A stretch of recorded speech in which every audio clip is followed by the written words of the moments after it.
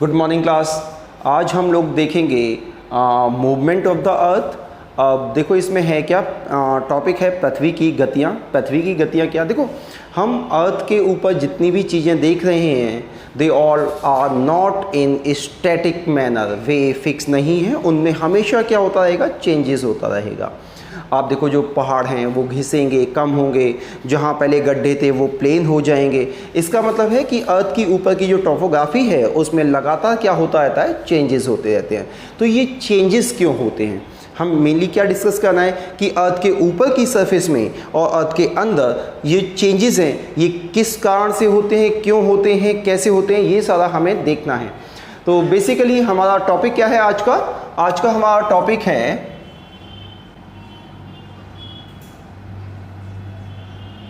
Earth movement.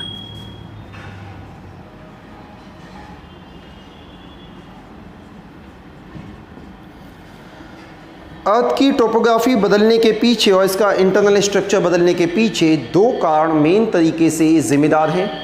एक है पृथ्वी के आंतरिक बल और एक है पृथ्वी के बाह्य बल। इसको बोलते हैं एंडोजेनिक फोर्स और एक्सोजेनिक फोर्स। तो देख लेते हैं।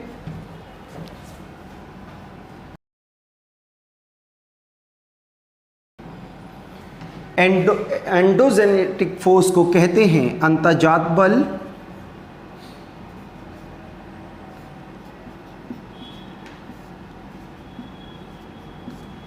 इसे कहते हैं बाह्यजात बल।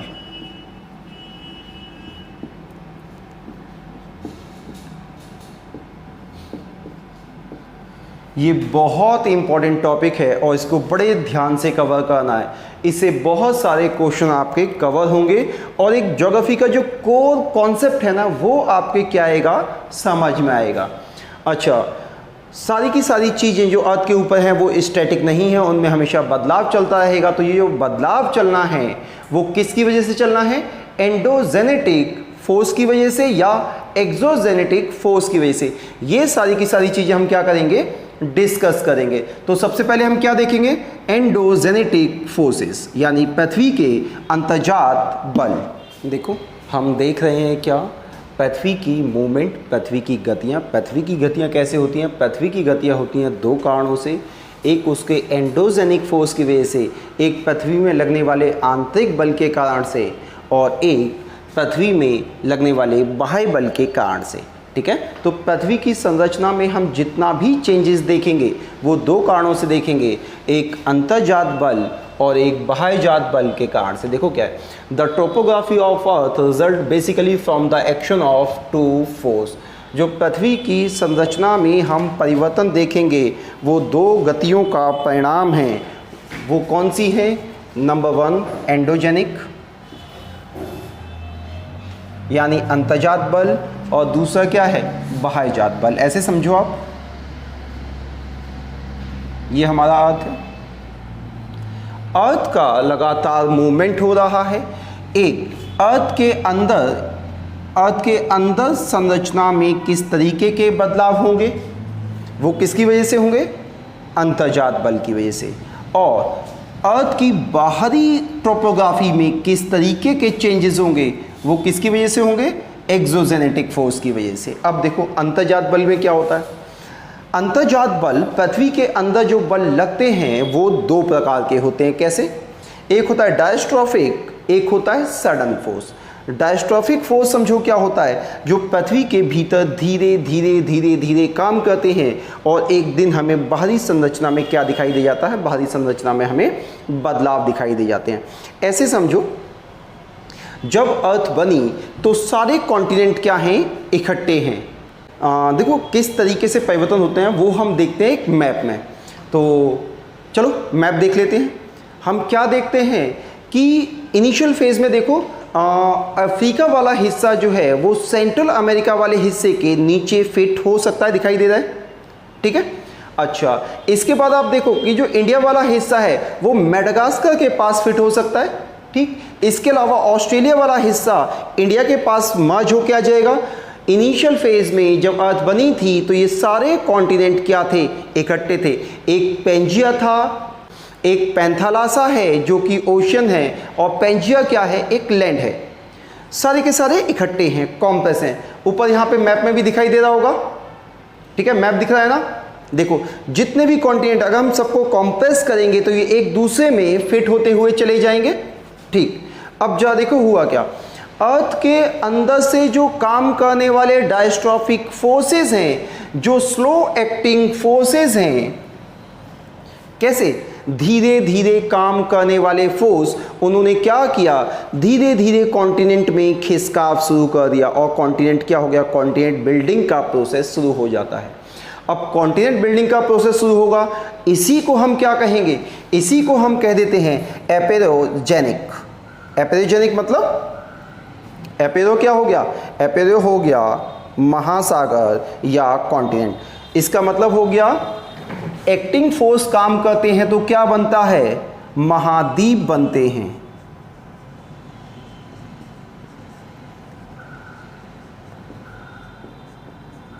महाद्वीप का जन्म होगा। डायस्ट्रॉफिक फोर्स पृथ्वी के अंतर्जात बल लगते हैं तो क्या होता है, नंबर एक एपेरोजेनिक फोर्स है जिसे हम कहते हैं कॉन्टिनेंटल बिल्डिंग फोर्स। दूसरा होता है एरोजेनिक फोर्स। एरोजेनिक फोर्स इससे क्या बनता है, इससे बनते हैं पहाड़, पठार, उच्च भूमि। देखो पहाड़ बनने का प्रोसेस कोई एक दिन में हो जाएगा, ये लाखों वर्षों का प्रोसेस है। ये क्या है, लाखों वर्षों का प्रोसेस है और प्रोसेस इतना स्लो है कि हम उसको जल्दी से विजिबल नहीं कर पाते। ये पीरियड ऑफ टाइम में हमारे सामने क्या होते हैं, विजिबल होते हैं।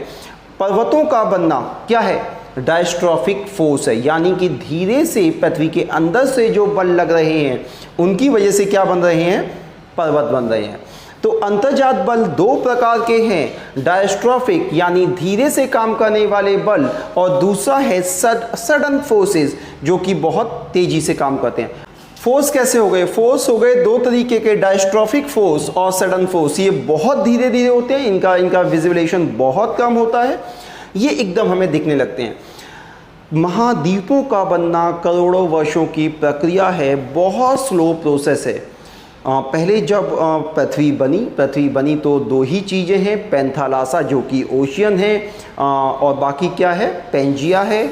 उससे क्या बने, महाद्वीप बने। अब धीरे धीरे क्या हो रहा है, वो फैल रहे हैं तो क्या ये हमें विजिबल हो पा रहा है, लेकिन हाँ ओवर पीरियड ऑफ टाइम हम लोग इनको विजिबल तरीके से देख सकते हैं। ओरोग्राफिक क्या हो गया, पर्वतों या पठार या उच्च भूमि का जन्म हो गया। ये दोनों बहुत स्लो काम करने वाले प्रोसेस हैं, इसीलिए इनको कहते हैं स्लो एक्टिंग फोर्सेस, ठीक। अब दूसरा एंडोजेनेटिक फोर्स में होता है सडन फोर्स, यानी अचानक से पृथ्वी की संरचना बदलने वाले बल। ये कैसे होता है, देखो अर्थक्वेक आपको तुरंत विजिबल होता है, यूं आया और यूं विजिबल, घर छोड़ छोड़ के भागते हो ना, ये क्या है, ये सडन फोर्सेस है। जैसे ही भूकंप आया साइलोग रोड पे, सडन फोर्सेस आपने तुरंत महसूस कर लिया।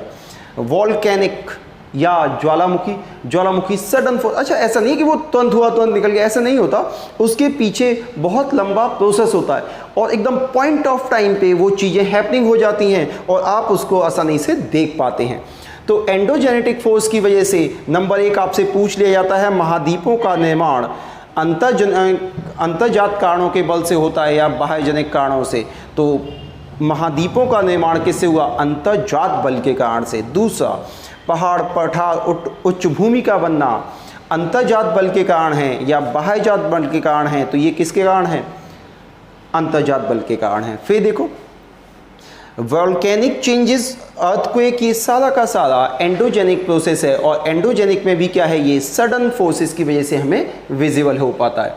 और ये सारा का सारा प्रोसेस क्यों हो रहा है पृथ्वी के अंदर, देखो अच्छा इस प्रोसेस के पीछे क्या रीज़न है वो समझ लो।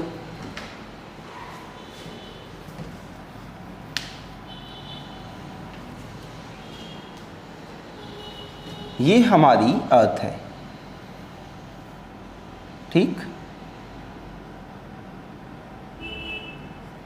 ये फोर्सेस लग क्यों रहे हैं और काम क्यों हो रहा है वो समझो। ये हमारी अर्थ है,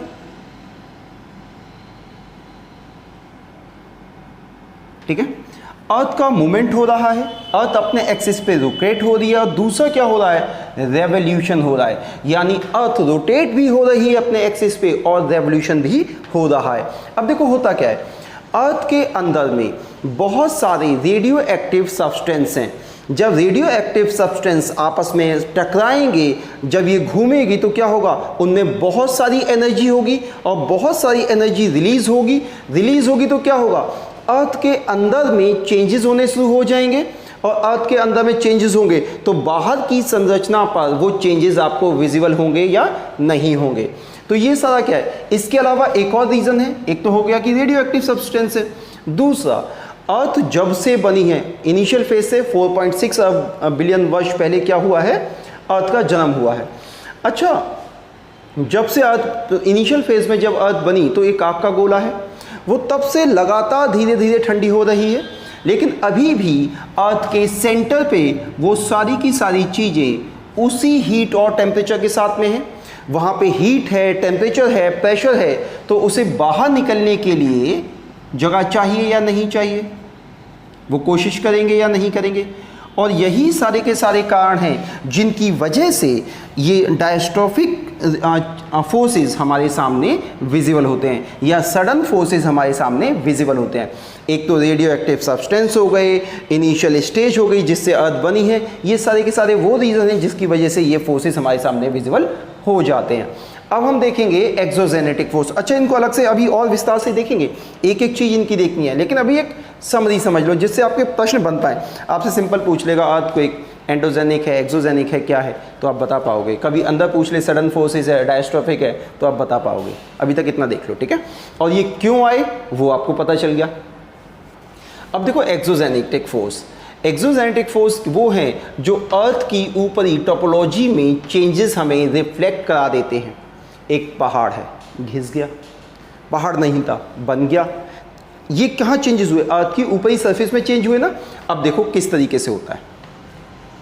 अरावली इंडिया का सबसे पुराना माउंटेन है, इंडिया का, ठीक है। घिस घिस के रह गए, हमने उसके पत्थर तक घिस दिए हैं, बदर बना के सबने घर में लगा लिया, पता है ना क्यों, क्योंकि लगातार उसका अपक्षय हुआ है। देखो कैसे, एक्सोजेनेटिक प्रोसेस क्या है, बाह्यजात बल है जो पृथ्वी पे बाहर से लगता है, उसको क्या बोलते हैं, बाह्यजात बल बोलते हैं।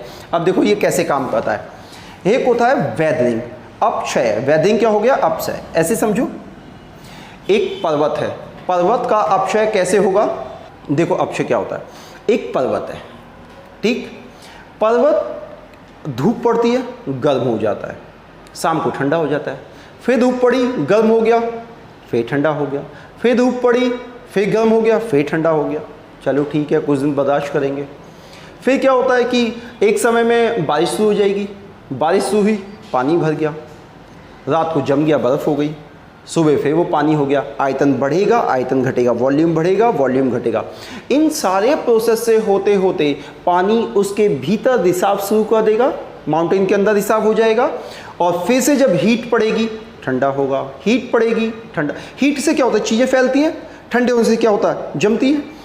ये बेचारा जो माउंटेन है ना, वो गुस्सा हो गया, बोला अब तुम्हारे साथ नहीं रहना है। गुस्सा हो जाएगा, क्या हो जाएगा, रूठ जाएगा।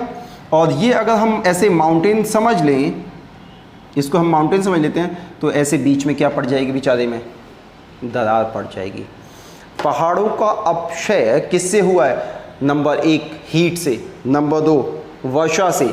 समझ पा रहे हो, पानी और हीट ने ही क्या किया है, इसको तोड़ दिया है, वेदरिंग कर दी है। माउंटेन कैसे टूटा, पता चला। अब what is the difference between weathering and erosion. अब देखो, टूट गया, अपनी जगह पे टूट जाना क्या है, वेदरिंग, टूट गया, लेकिन वही है।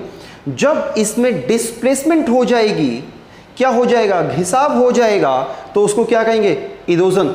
यानी माउंटेन का टूट के, देखो अब ये 2 पार्ट में ऐसे मान लेते हैं,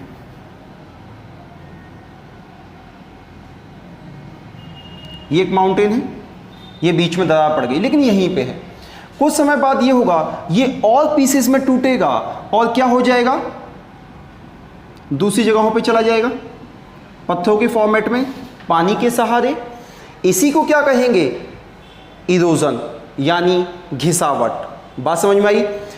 जब माउंटेन टूट के, या कोई भी चीज़ है उसमें टूटने के बाद, विखंडन होने के बाद, उसको अपक्षय कहेंगे।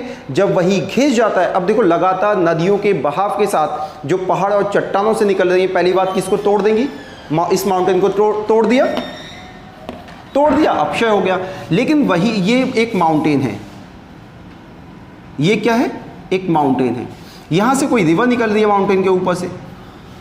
अब वो क्या करेगी, ये जब टूट जाएगा तो यहाँ से छोटे छोटे स्टोन्स हैं वो पानी के साथ लगातार बहते रहेंगे, और इसी को बहने को कहते हैं हम इरोजन। घिसावट हो गई, घिसावट के साथ जब नदियाँ बह के ले जाएंगी तो ये क्या हो गया, इरोजन हो गया। हवाओं के साथ पत्थर बह जाएंगे, पहाड़ों के ऊपर से देख रहे हैं चट्टानें फिसलती चली आ रही हैं, टूटी, वेदरिंग। जब वो हवा के साथ, पानी के साथ, बहाव के साथ, कटाव के साथ जब उनका डिस्प्लेसमेंट होगा तो क्या हो जाएगा, इरोजन।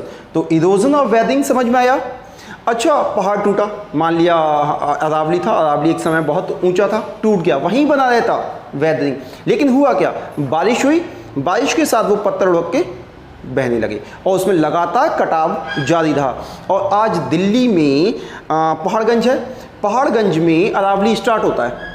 अब आप देख लो, वहाँ पता ही चल जाए आपको पहाड़गंज में कहाँ अरावली हो रहा है। क्यों, उसका क्या हुआ, इरोजन हुआ।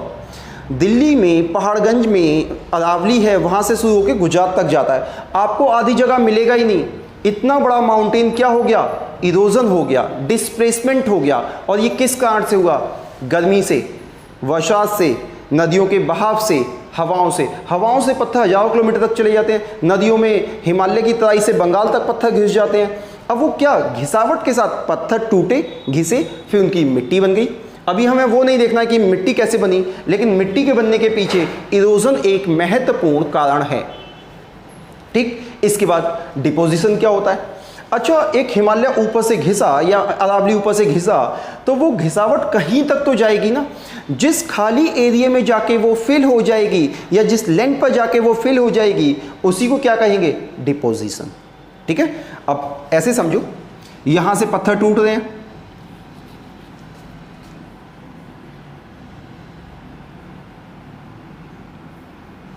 ये एक लैंड एरिया, यहाँ पे कुछ उठा हुआ है, ऐसे हो भी सकता है कहीं भी लैंड उठी हुई होती है। अब ये यहाँ से पत्थर टूटेंगे, ये धीरे धीरे धीरे धीरे जाते रहेंगे, और जब ग्रेविटी के अगेंस्ट जाएंगे तो यहाँ पे क्या होने लगेगा, इनका डिपोजिशन होने लगेगा। डिपोजिशन क्या है, इरोजन के बाद जो मिट्टी या जो बहाव जाके जिस एरिया में सेटल डाउन होंगे वही क्या हो जाएगा, जमाव हो जाएगा। तो हमने पृथ्वी की दो गतियां देखी हैं, एक देखी है एंडोजेनेटिक फोर्स, एक देखा है एक्सोजेनेटिक फोर्स। एंडोजेनेटिक फोर्स में फिर से दो बल लगते हैं, diastrophic force, sudden force. Diastrophic force से दो काम हुए, एपोजेनिक ओरिजिन फोर्स जिससे महाद्वीपों का निर्माण हुआ, और ओरोजेनिक फोर्स जिससे पर्वत पहाड़ों का निर्माण हुआ। फिर सडन फोर्स, अर्थक्वेक आए, वोल्केनोज आए। उसके बाद एक्सोजेनेटिक फोर्स में वेदरिंग, इरोजन एंड डिपोजिशन। देखो डेन्यूडेशन क्या होता है, डेन्यूडेशन होता है डिग्रेशनल, यानी डिग्रेड करना, घिसावट करना, अपक्षय करना। डिग्रेड क्या होता है, किसी की वैल्यू को रिड्यूस कर देना, उसका डिन्यूडेशन यानी संरक्षण, अपक्षयन, घट जाना, टूट जाना, बिखर जाना, यही क्या है, डेन्यूडेशन। और एक्सोजेनिक फोर्स की वजह से क्या होता है, डेन्यूडेशन होता है। एक समय में जहाँ पे पहाड़ था वो प्लेन हो गया, और एक समय में जो गड्ढा था वो भर गया। ये किसका कारण है, डेन्यूडेशन का कारण है। गड्ढा क्यों भरा, डिपोजिशन की वजह से। पहाड़ क्यों टूटे, वेदरिंग की वजह से। और ऊपर से टूट के वहाँ तक कैसे पहुँचे, इरोजन की वजह से। तो अर्थ अपने आप को हमेशा क्या करेगी, रिकंस्ट्रक्ट करती चली जाएगी। जहाँ एक समय में गड्ढा है वहाँ आप प्लेन देखोगे, और जहाँ पहाड़ है वहाँ आप उसे घिसा हुआ देखोगे। और कभी कभी तो क्या होगा कि जब कॉन्टिनेंट बिल्डिंग फोर्स काम करेंगे तो जहाँ पे कॉन्टिनेंट है वहाँ पे आप समुद्र भी पाओगे। क्यों, कॉन्टिनेंट खिसक गए, उनमें बीच में पानी भर गया, लैंड एक नई जगह से फॉर्म हो गई। इस तरीके से ये दो प्रकार के बल अर्थ की संरचना को, अर्थ की टोपोग्राफी को इफेक्ट करते हैं।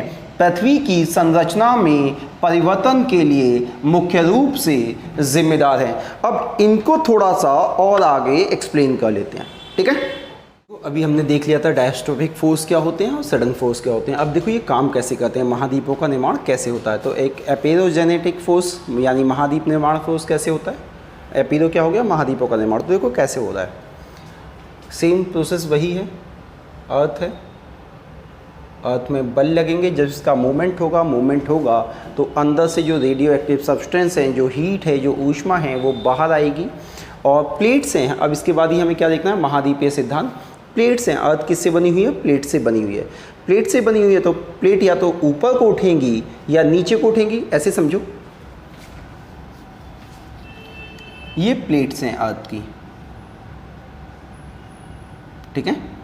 इसके नीचे ये सारा का सारा रेडियो एक्टिव सब्सटेंस है, ठीक है। अब जब इस रेडियो एक्टिव सब्सटेंस से होगा क्या कि जब ये प्रेशर देगा तो ये प्लेट क्या होगा, टूट जाएंगी, उठ जाएंगी। देखो, या तो ये इस तरीके से खिसकेंगी या ये एक दूसरे के ऊपर चढ़ जाएंगी। देखो क्या होगा। अब इसमें कैसी कंडीशन होगी, इसमें देखो कैसी कंडीशन होगी।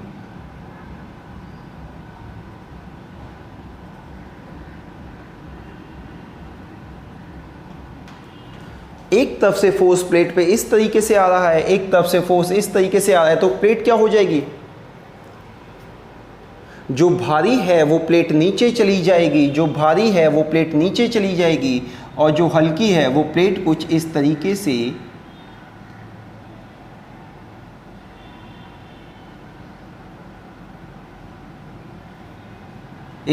हो जाएगी।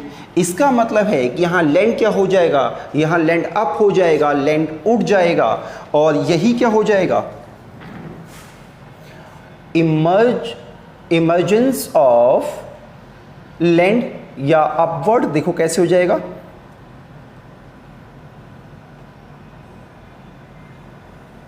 ये क्या हो गया, लैंड का इमर्जेंस हो गया। क्यों, क्योंकि इसके नीचे रेडियो एक्टिव सब्सटेंस मौजूद हैं। इमर्जेंस कैसे होगा, लैंड का पता चला। और ये सारा प्लेटों के अंदर जो रेडियो एक्टिव सब्सटेंस हैं, जो हीट है, जो ऊष्मा है, जो प्रेशर है, उसकी वजह से ये सारे के सारे फोर्स काम कर रहे हैं, डायस्ट्रिक फोर्स काम कर रहे हैं। दूसरा सबमर्जेंस क्या होगा, देखो सबमर्जेंस कैसे होगा, ये समझ में आया गया। अब देखो दूसरा, प्लेट कुछ इस तरीके से हैं, ठीक। अब देखो क्या होगा,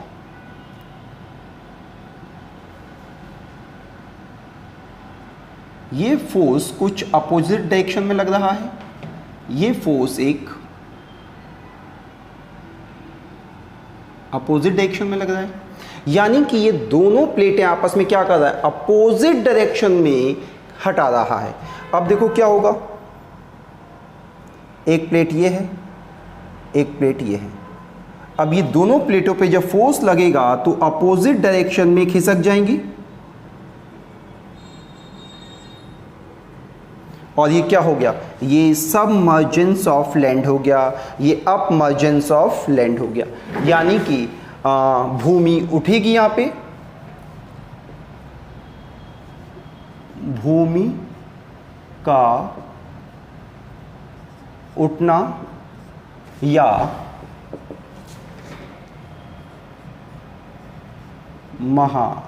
महाद्वीपों का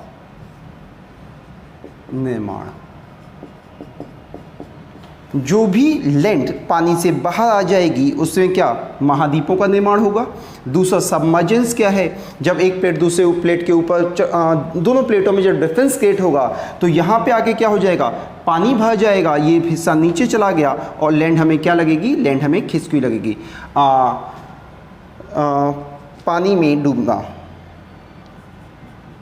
पानी में डूबना सबमर्जेंस हो गया। ये पता चला ये डायस्ट्रोफिक फोर्स की वजह से होता है, पृथ्वी के अंदर जो रेडियो एक्टिव सब्सटेंस है उनकी वजह से हो रहा है, डायस्ट्रोफिक फोर्स पता चले। अब देखो पर्वतों का निर्माण कैसे होगा। पर्वतों के निर्माण के पीछे भी सेम प्रोसेस है, यही सारी चीज़ें। इस देखो महाद्वीप निर्माण के पीछे बहुत सारी थियरी है, वो अलग से करेंगे। अभी हम मोटे मोटे अर्थ के इंटरनल फोर्सेस को समझ रहे हैं, अभी हम आउटर फोर्स को नहीं देख रहे हैं जिसमें बहुत सारी अलग अलग थियरी हैं। अभी हम सिंपल देख रहे हैं कि अर्थ के अंदर के फोर्सेस किस तरीके से ये काम कर रहे हैं। अब देखो पर्वतों का निर्माण कैसे होता है, पठारों का निर्माण कैसे होता है, यानी प्लेटूस, माउंटेन एंड प्लेटूस कैसे बनेंगे। अब ये बनते हैं दो तरीके के कारणों से। एक होता है टेंशनल फोर्स। टेंशनल फोर्स क्या होता है, तनाव बल। अलग देखो, तनाव बल। तनाव बल क्या होता है, दो चीज़ों में तनाव होगा तो दोनों क्या सेपरेट हो जाएंगी। देखो ये एक प्लेट है, तनाव हो गया, टेंशन हो गया। टेंशन में लोग अलग अलग हट जाते हैं। टेंशन में क्या हो जाएगी, दरार आ जाएगी इस प्लेट में, दोनों अपोजिट डायरेक्शन में चले गए। इसी को क्या बोलते हैं, टेंशनल फोर्स, तनाव बल। और इससे क्या फॉल्टिंग होती है, प्लेटों में दरारें आ जाती हैं, प्लेटें दूर हट जाती हैं। इसी को कहा गया है तनाव बल। ठीक है। दूसरा ऑर्गेनिक फोर्स में देखो आप, एक होता है कॉम्प्रेशनल फोर्स। कॉम्प्रेशनल फोर्स क्या होता है, जिसमें कॉम्प्रेस किया जाता है, संपीड़ित बल।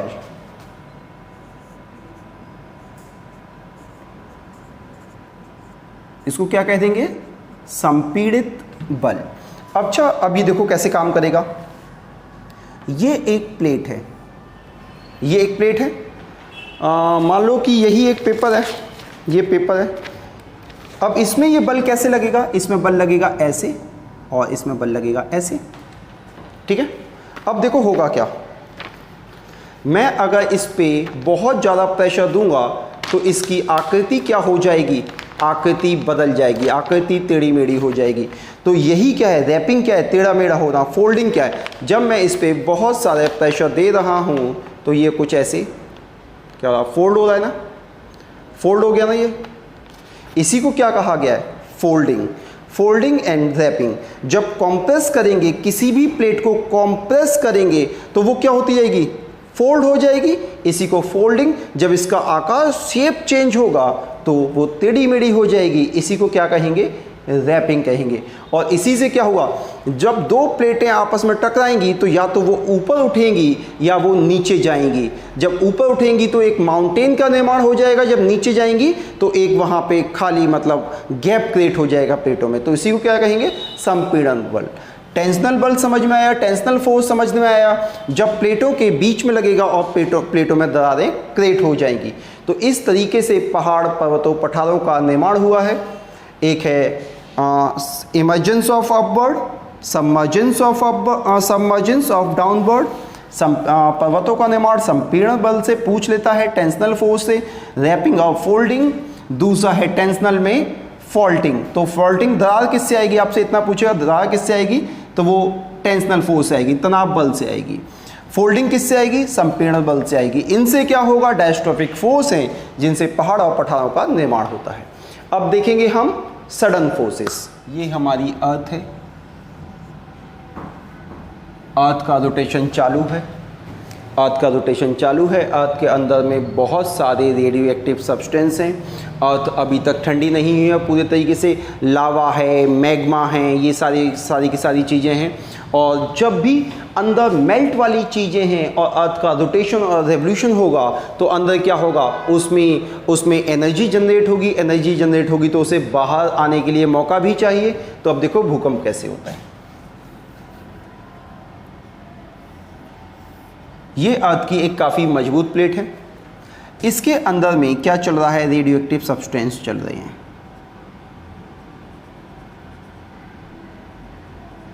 इस तरीके से रेडियो एक्टिव सब्सटेंस है। अच्छा, इस रेडियो एक्टिव सब्सटेंस को जो मैग्मा के फॉर्म में है, जिसमें बहुत सारे रेडियो एक्टिव, ये बाहर निकलने की कोशिश करेंगे, बाहर निकलने की कोशिश कर रहे हैं, क्योंकि ये प्लेट इतनी मजबूत है जिससे कि ये इसको तोड़ के बाहर नहीं निकल पा रहे हैं, लेकिन ये बहुत ज़्यादा प्रेशर दे रहे हैं और किसी सर्टेन ऑफ पॉइंट पे बहुत ज़्यादा प्रेशर हो जाता है तो ये प्लेट क्या हो जाएगी, इस प्लेट में मूवमेंट हो जाएगा। इस प्लेट में मूवमेंट होगा तो क्या हो जाएगा, भूकंप आ जाएगा। ठीक है। अब देखो वॉल्केनोस, कई जगह पर प्लेट या तो कमज़ोर है या वहाँ पर ब्रेक की अवस्था है, कहीं पे जुड़ाव है प्लेट में। अब होगा ये, यहाँ पे भी रेडियो एक्टिव सब्सटेंस है। अब होता ये है कि यहाँ से वो रेडियो एक्टिव सब्सटेंस बाहर आ जाते हैं मैग्मा की फॉर्म में।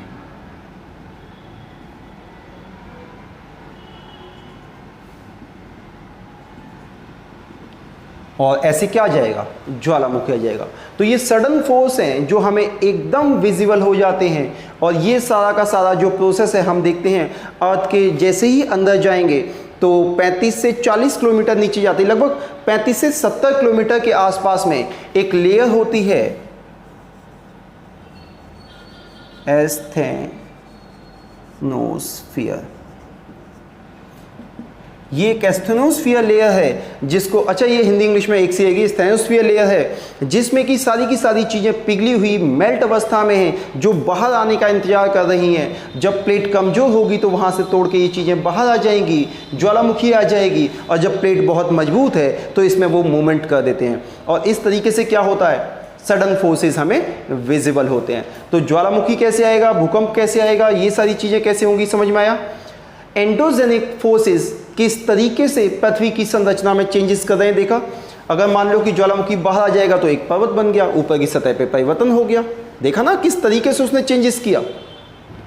भूकंप आएगा, कहीं प्लेट टूट जाएगी, कहीं खिसकाव हो जाएगा, ठीक है। इसके आने से प्लेटें टूट भी सकती हैं, तो उस अर्थ की ऊपरी सरफेस में चेंजेस हो जाएंगे। ये था हमारा एंडोजेनेटिक फोर्स। अब हमें देखना है एक्सोजेनेटिक फोर्स।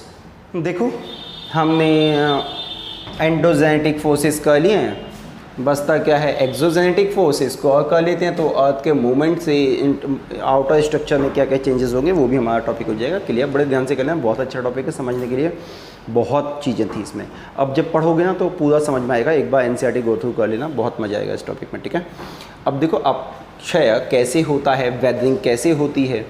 सबसे पहला चीज़ कि हम इसका रीज़न फाइंड आउट करें तो देखो एक है गुरुत्वाकर्षण बल, ग्रेविटी ना हो तो कुछ भी ना हो, ठीक है। जैसे अब पहाड़ है, पहाड़ टूटेगा, पानी उसके ऊपर से बह रहा है, ग्रेविटी ना हो तो ऐसे पानी बहेगा ही नहीं ना नीचे, पानी ऐसे हो जाएगा, कैसे भी हो जाएगा, पर ऐसे तो नहीं होगा। पानी ऐसे नहीं होगा तो घिसावट नहीं होगी, घिसावट नहीं होगी तो इसका डिस्प्लेसमेंट नहीं होगा, डिस्प्लेसमेंट नहीं होगा तो इसकी मिट्टी नहीं बनेगी, मृदा नहीं बनेगी, और ऐसे एरियो में नहीं जाएगा जो खाली पड़े हुए हैं, जहाँ पे टोपोग्राफी चेंज ही नहीं होगी। यानी कि अपक्षय के पीछे गुरुत्वाकर्षण एक बहुत बड़ी भूमिका प्ले करता है हमारे एक्सोजेनिक फोर्सेस में। अगर ये ना हो ना तो कोई प्रोसेस ही नहीं हो।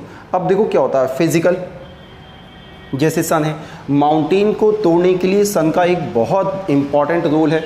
धूप पड़ेगी ठंडा होगा, धूप पड़ेगी ठंडा होगा, धूप पड़ेगी ठंडा होगा, पहाड़ चटक जाएगा, यानी कि क्या हो गया, वेदरिंग हो गई। ऐसे समझो आपकी वॉशिंग मशीन अगर 2-3 साल बाहर छत पे खड़ी रह जाए तो वो टूटने लगती है, उसकी एकदम जो हार्ड प्लेट होती है वो एकदम क्रैक हो जाती है, उसमें निशान पड़ जाते हैं। 1-2 बारिश और खड़ी रहती है तो पूरी की पूरी वॉशिंग मशीन क्या हो जाती है, बर्बाद हो जाती है।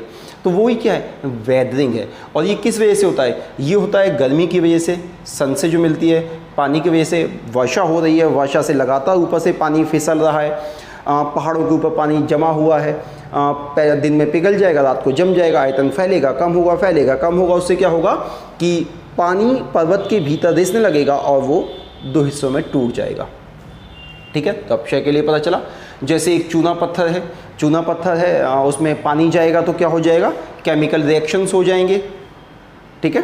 फिर बायोलॉजिकल है, जैसे जानवरों द्वारा पहाड़ों पे बहुत ज़्यादा चढ़ाई होने से, घूमने से, इंसान के क्रियाकलाप से क्या हो रहे हैं, पहाड़ टूट रहे हैं, प्लेटूस और हल्के हो रहे हैं, मिट्टी का नई नई फॉर्म्स की मिट्टी बन रही है। जब पहाड़ों के ऊपर से लगातार पानी बहेगा तो क्या होता है कि वो अपने साथ में पत्थर चट्टानों को दूर दराज के एरिया तक लेके जाएंगे और लगातार वहाँ लुढ़कते रहने से पत्थर घिस जाते हैं, ठीक है। तो अपक्षय कैसे होगा पता चला।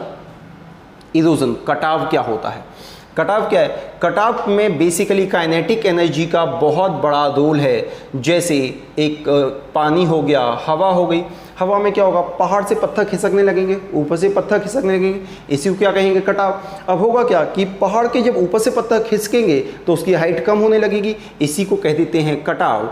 और धीरे धीरे वो पत्थर जब ऊपर से लुढ़कते हैं तो घिसना शुरू हो जाते हैं, घिसते जाएंगे और लुढ़क के ऐसे एरियो में चले जाएंगे जो कि एकदम खाली पड़े हुए हैं। मान लो पहाड़ ऊपर से टूटेंगे तो वो नीचे खाई में, जो नीचे का खाली हिस्सा है उसमें चले जाएंगे, वहाँ फिल होने लगेंगे और वो क्या करेंगे, अर्थ की लेवलिंग कर देते हैं।